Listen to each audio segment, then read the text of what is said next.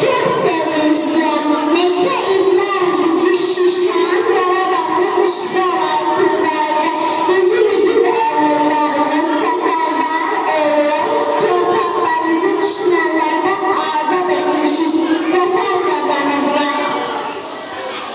Lakin göstermem çok beğenir. Hayır, bizden olan olmayın.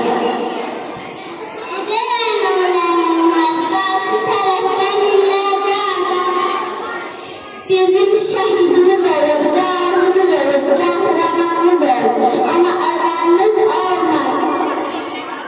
Elhamdülillah, heyretle baktı. Alişan, sen azatsan, Karabağ bizimdir. Karabağ Azerbaycan'dır. Şehitlerimizin ruhu karşısında baş eğilir. Sözlerimizin vatanımıza her zaman kılıç vereceğiz. Varlığımızın düşenlerde davranılması için elimizden geleni edeceğiz.